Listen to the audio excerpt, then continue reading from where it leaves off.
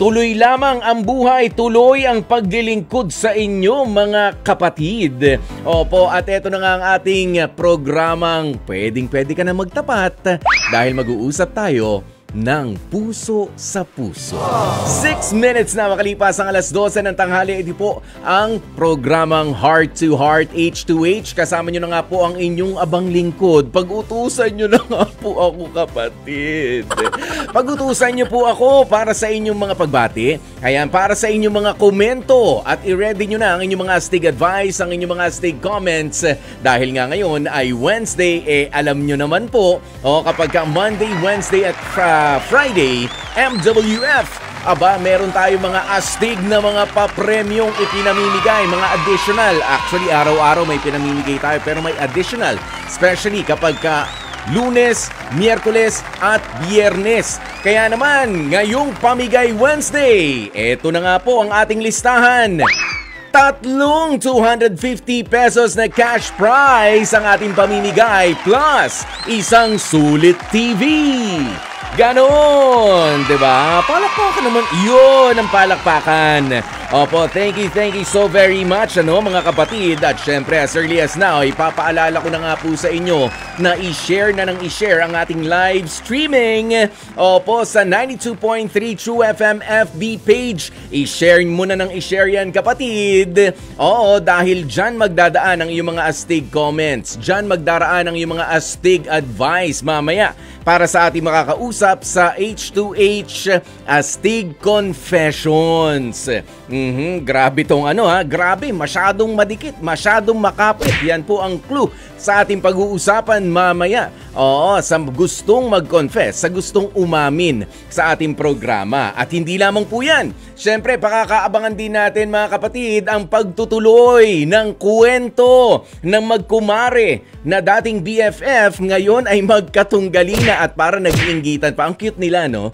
Kung talaga masusundan ninyo yung kwento. Ayan, sina Momshi Marites, ayan, tsaka si ang kanyang kumare na kabugera, di ba? Kabugera versus Singgitera. Mamaya po yan, bago matapos ang ating programa. Ayan, pero sa ngayon, aba, eto na rin muna. Sasabihin ko na nga po sa inyo, isa pang paraan para manalo ng 250 pesos na cash ay sa pamamagitan ng pagsasagot.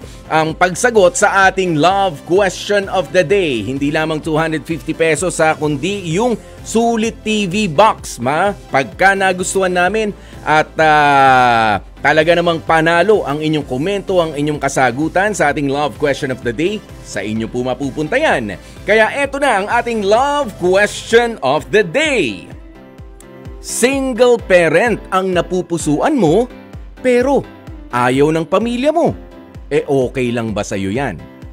Parang laban, bawi, no? Parang ilalaban mo ba?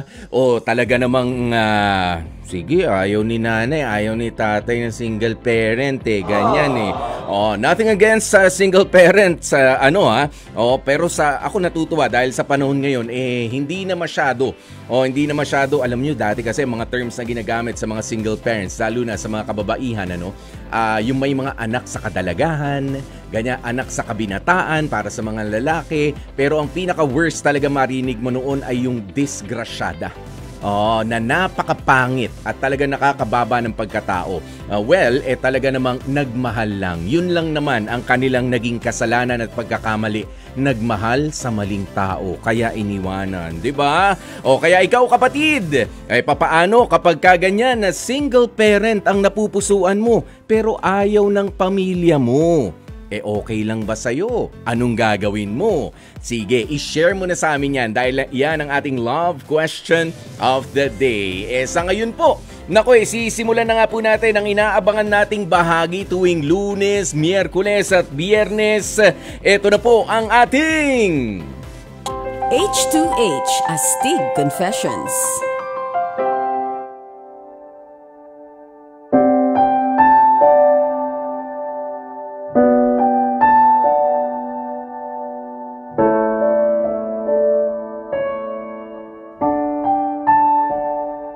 kagaya ng mga nakaraang araw mga kapatid, tayo nga po ay tumatalakay talaga at kumakalkal na masasabi natin sa mga kwento. Hindi lang naman po tayo basta pumipick up ng mga chismis, pero ito ho talaga ay ang pag-amin ninyo ng inyong storya, ng kwento ng totoong buhay na ating pag-uusapan nga at bibigyang linaw din.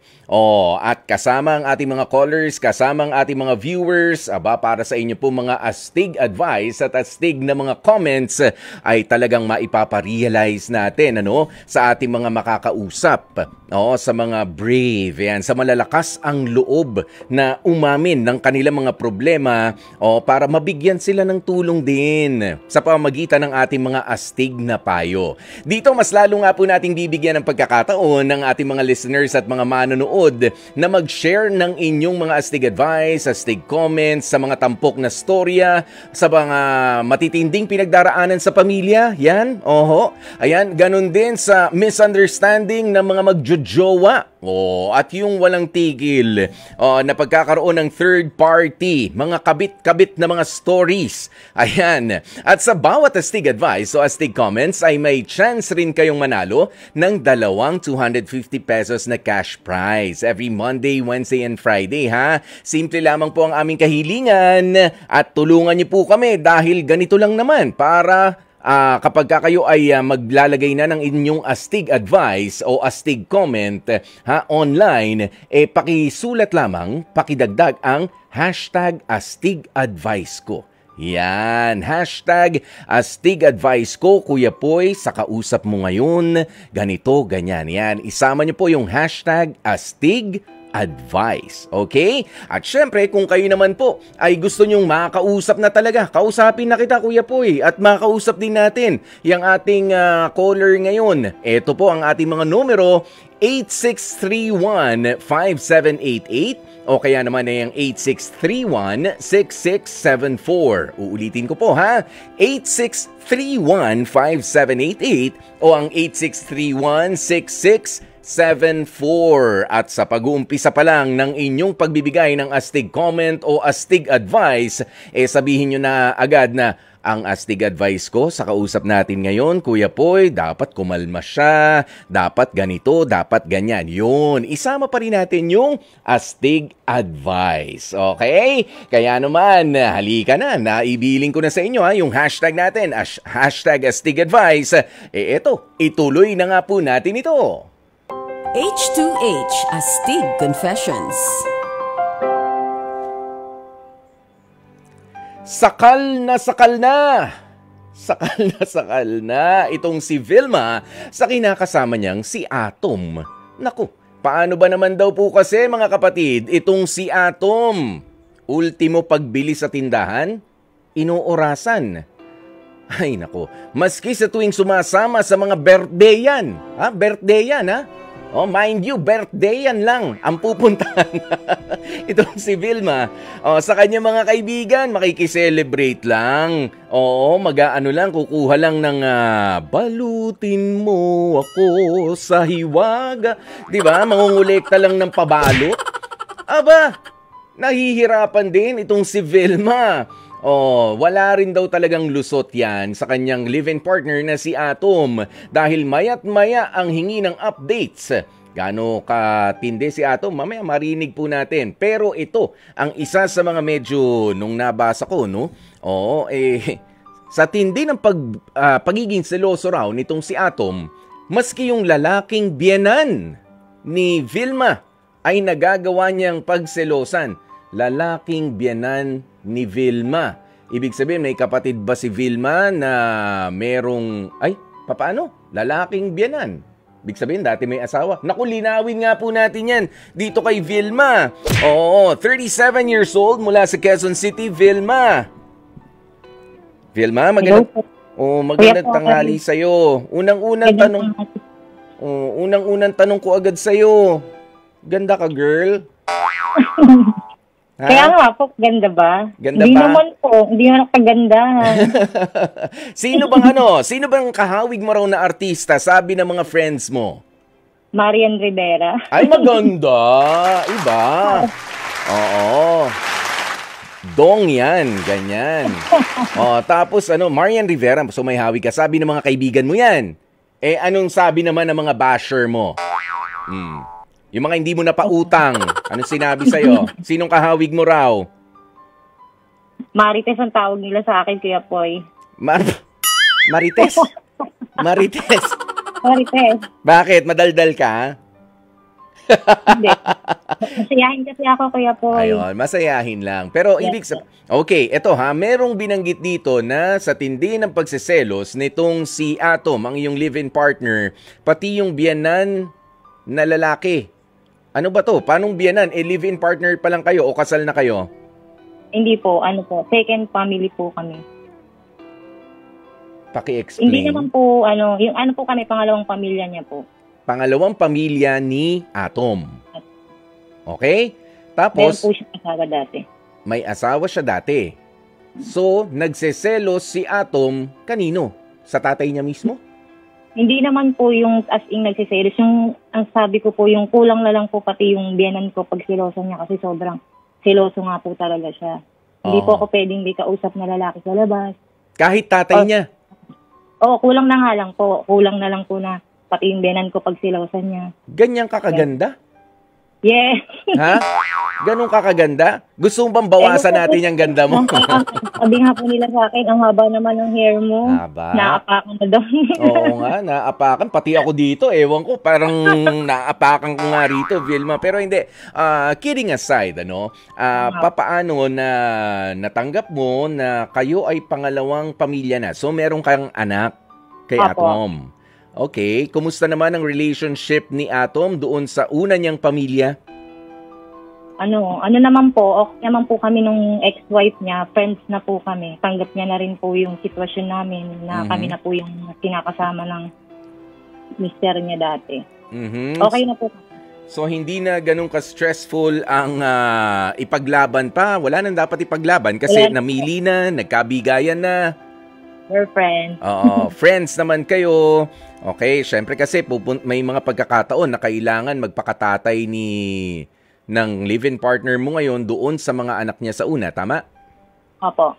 Oo, at wala namang issue yun sa'yo. At ganun din siya sa'yo na ikaw na nga ang kinakasama niya na talaga, tama? Yes, Kuya Poy. Ang hindi lang tama ay yung pakikitungo nitong si Atom sa'yo. Ilang minuto lang daw kapag ka may bibilhin ka sa tindahan at gaano ba kalayo ang tindahan? Diyan lang po.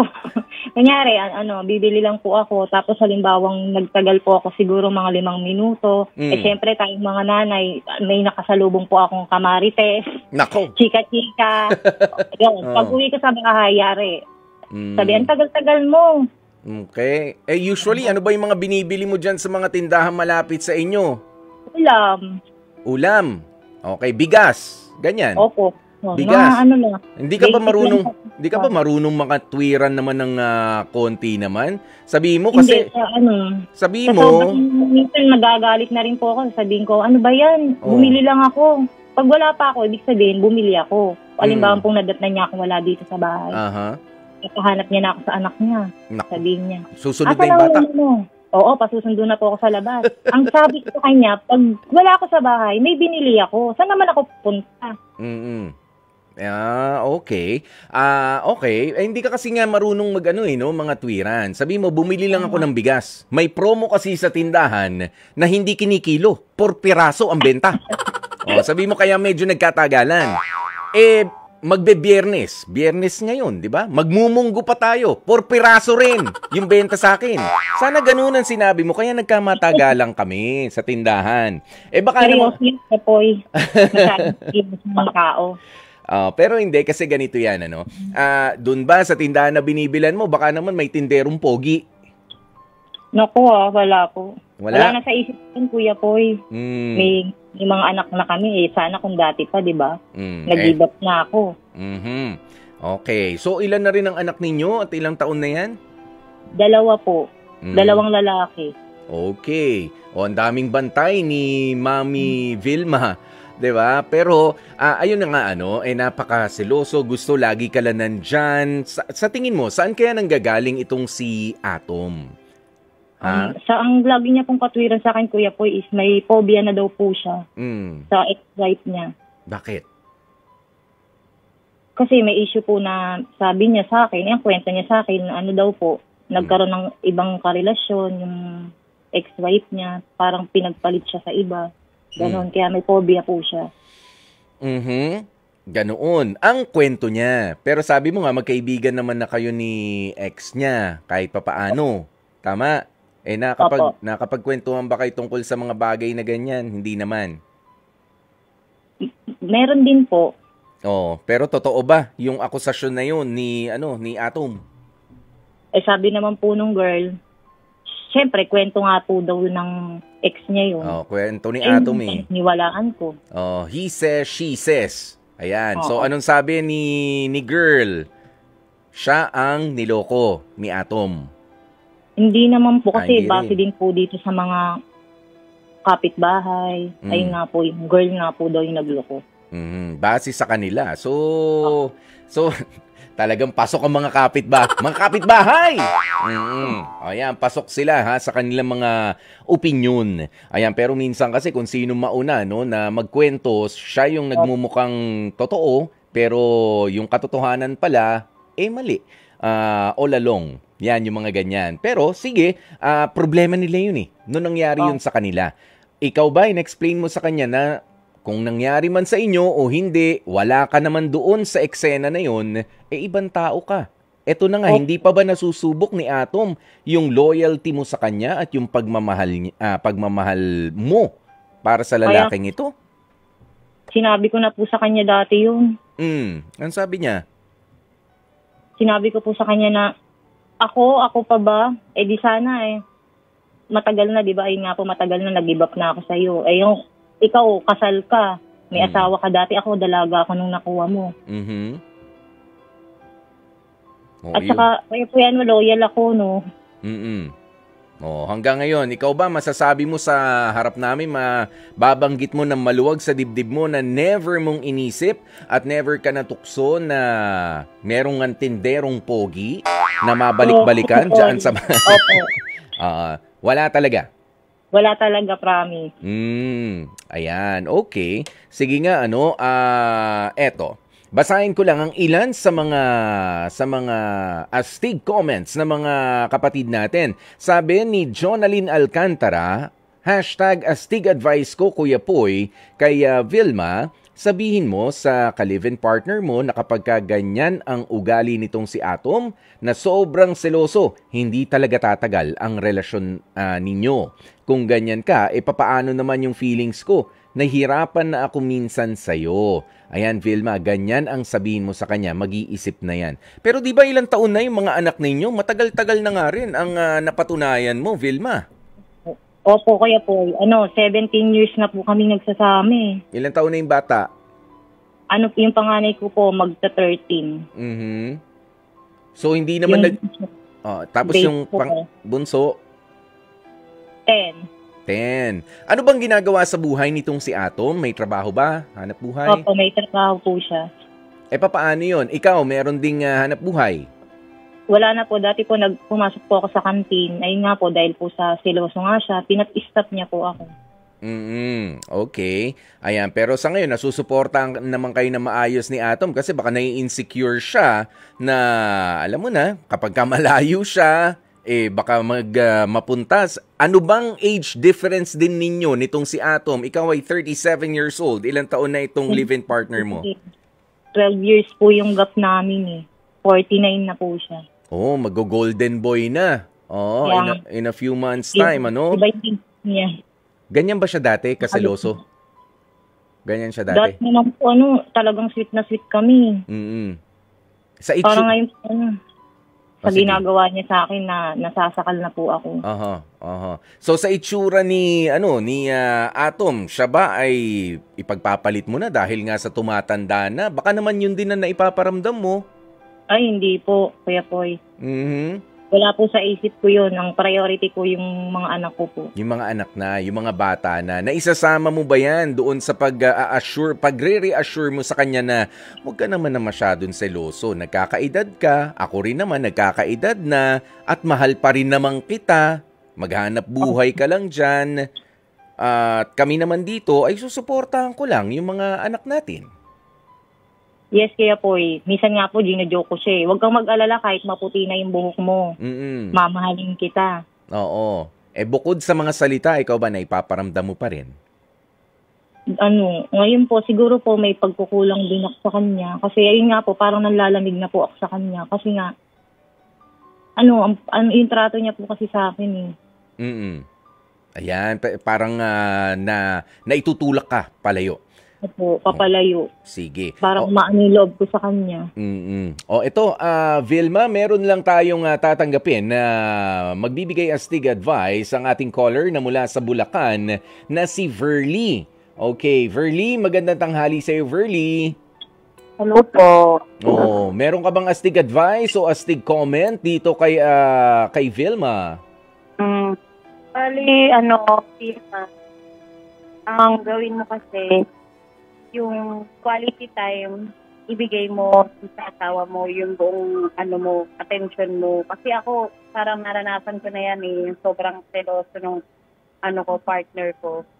Kasi minsan may pagkukulang din tayo. Minsan nakakaasar talaga yung sobrang seloso, pero yun yung nila na mahal nila tayo Alam mo yun? Yun yung nila na ayaw nila tayong mawala, kaya sila nagsiselos.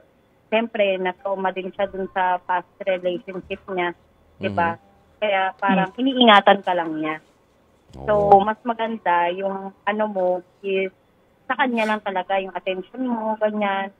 Yung pag-anhan mo siya, pagsilbihan mo siya, yung parang wala kang ibibigay na dahilan para ikaselos niya. Ganun. Nagets mo yun, Vilma? Yes po, kaya po. Yun ang astig advice naman ng kapwa mo babae. Ayan na si Verly ng Bulacan. Thank you, Verly. Thank you, Verly. Thank you, Maki. Baka pwedeng maibalik naman ang tamis ng inyong pagsasamahan bukod sa salita, bukod sa biruan. Alam mo yung mga intimate moments, yung mga pagtabi mo sa kanya. Ayan, nagagawa niyo pa ba yun bilang mag-asawa? Oo naman, Kuya Poy. Yung pagtabi, yung pagkandong, ganyan, paglalambing. Unless medyo mahina na buto, ha? Daw ko sleep sa kanya. Ha? Sinasabi niya po sa akin, naku, dati-dati, nung dalaga yan mama mo, sweet na sweet yan. Ngayon, wala na daw. Alam mo, sa aming mga lalaki, kapag ganyan ang sinasabi namin, lang kami, nagpapapansin din. Parang kayo.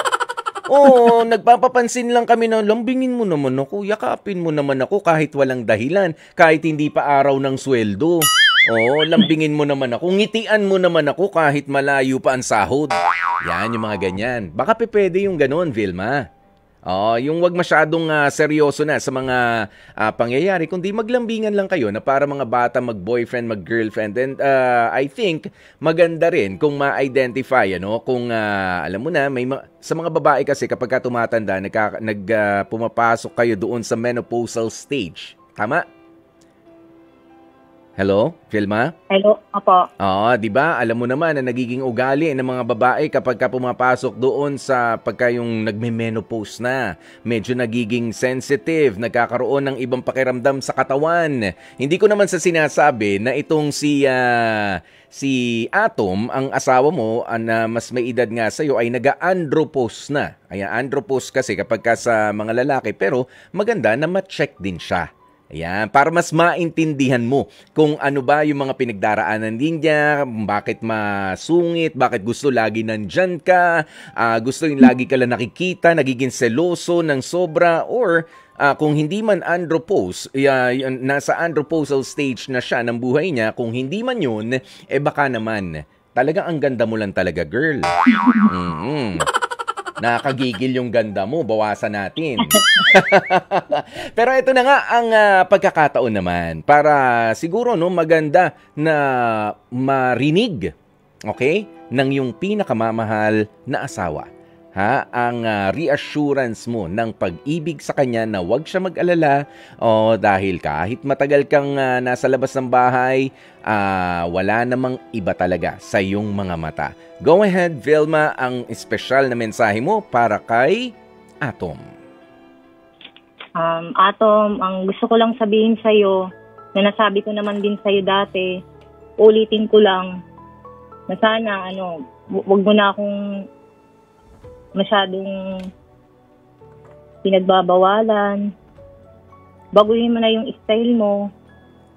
Wag mo na akong paghihinalaan kasi alam ng Diyos yan na wala akong ginagawang masama laban sa'yo. Nandito pa rin ako, nag-i-stay sa'yo, sa pamilya natin, para sa mga anak natin. Magtiwala ka lang sa akin na totoong mahal din kita. Tsaka sana maging sensitive ka din minsan sa pwede kong maramdaman. Pahalagahan mo din ako bilang babae, bilang ina ng mga anak mo. Yun lang, mahal kita. Pexman. Mamatay man? Mamati? Mamatay man. Alam mo, para masaya ka namang kausap, Vilma, no? Ayan, gamitin mo yan para mapakalma itong si Atom, okay? Oo. Yes, At syempre, ang akin namang astig lesson, para sa lahat ng mga kababaihan at kahit sa mga kalalakihan, alam nyo, masarap sa feeling na tayo ay merong jowa na nagseselos paminsan-minsan.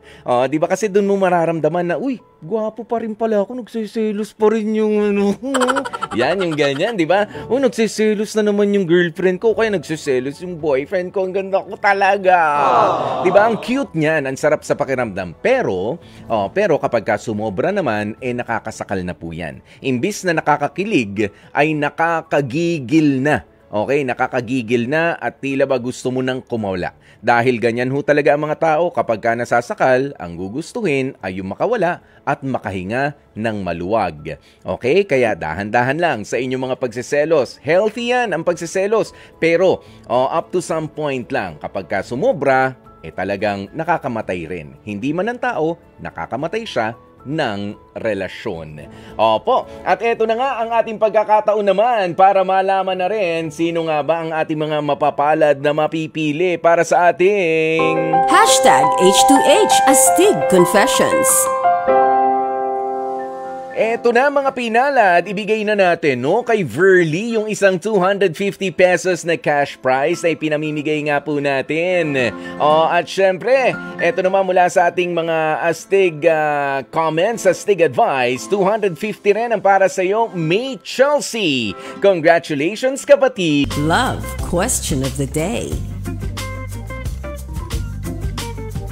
Single parent ang napupusuan mo pero ayaw ng pamilya mo, okay lang ba sa'yo yan? Eto na nga po ang inyong mga kasagutan mga kapatid. Sabi ni Noli Giao, for me, hindi ko na lang papansinin yung ganyang mga bagay kasi hindi naman yung pamilya ko makikisama at magmamahal sa single mom.